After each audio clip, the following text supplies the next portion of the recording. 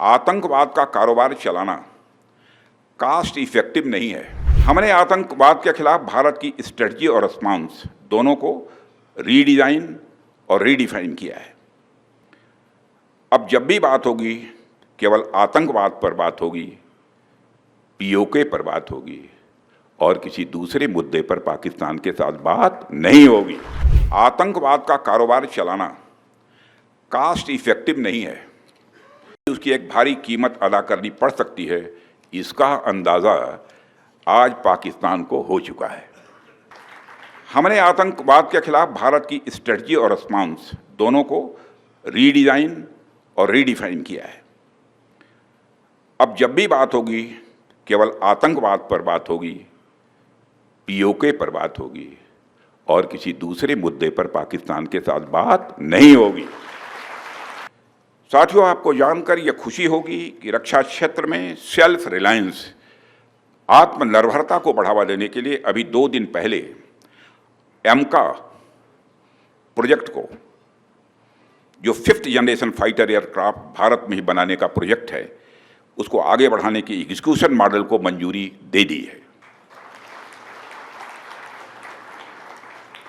ये एक बहुत ही बोल्ड और बहुत ही डिसाइसिव डिसीजन लिया गया है, जो भारत की डिफेंस कैपेबिलिटीज़ को मजबूती प्रदान करने के साथ साथ इस देश में एरोस्पेस सेक्टर को एक डेप्थ और एक नई हाइट प्रदान करेगा।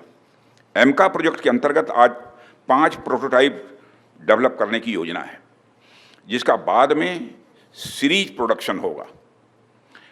यह निर्णय मेक इन इंडिया प्रोग्राम के इतिहास में एक मील का पत्थर माना जाना चाहिए, क्योंकि पहली बार किसी मेगा डिफेंस प्रोजेक्ट में पब्लिक सेक्टर कंपनियों के साथ साथ प्राइवेट सेक्टर ने भी पार्टिसिपेट करने का उसे मौका मिलेगा।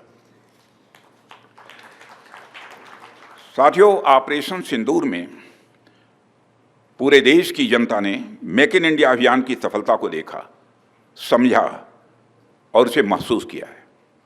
आज यह साबित हो चुका है कि मेक इन इंडिया भारत की सिक्योरिटी और प्रॉस्पेरिटी दोनों के लिए बेहद जरूरी है। साथियों, भारत की नेशनल सिक्योरिटी में मेक इन इंडिया एक इसेंशियल कंपोनेंट है।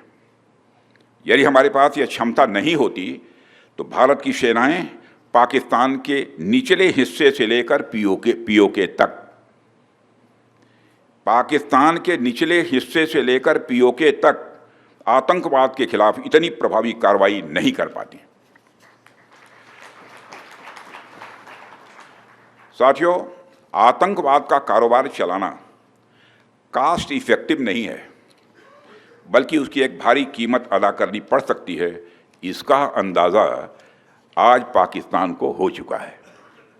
फिर से मैं दोहराना चाहूँगा, आतंकवाद का कारोबार चलाना कास्ट इफेक्टिव नहीं है, बल्कि उसकी एक भारी कीमत अदा करनी पड़ सकती है, इसका अनुमान आज पाकिस्तान को हो चुका है। हमने आतंकवाद के खिलाफ भारत की स्ट्रेटजी और रिस्पॉन्स दोनों को रीडिज़ाइन और रीडिफाइन किया है। हमने पाकिस्तान के साथ अपने इंगेजमेंट और स्कोप ऑफ डायलॉग को रिकैलिब्रेट किया है।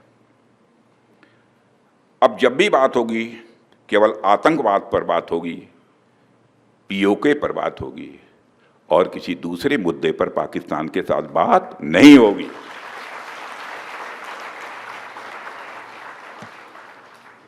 वह दूसरा मुद्दा कौन हो सकता है जिस पर पाकिस्तान बात करना चाहेगा, वो आप जानते हैं। साथियों, मैं मानता हूं कि आज पाक ऑक्युपाइड कश्मीर के लोग हमारे अपने हैं। आप मानते हैं ना? पाक ऑक्युपाइड कश्मीर के लोग वो हमारे अपने हैं, हमारे परिवार का हिस्सा हैं।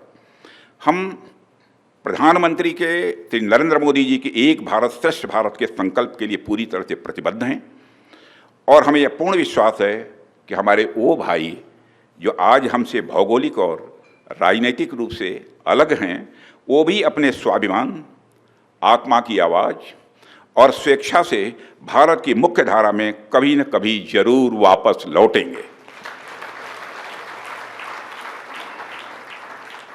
मैं जानता हूं वहां के अधिकांश लोग भारत के साथ एक जुड़ाव महसूस करते हैं।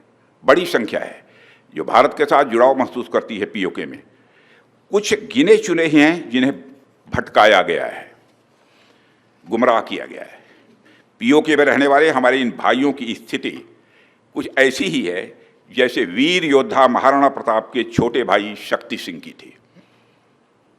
मैं फिर से दोहराना चाहूँगा, पीओके में रहने वाले हमारे इन भाइयों की स्थिति कुछ ऐसी ही है जैसे वीर योद्धा महाराणा प्रताप के छोटे भाई शक्ति सिंह की थी। छोटे भाई शक्ति सिंह के अलग हो जाने पर भी बड़े भाई महाराणा प्रताप का विश्वास अपने छोटे भाई के प्रति बना रहता है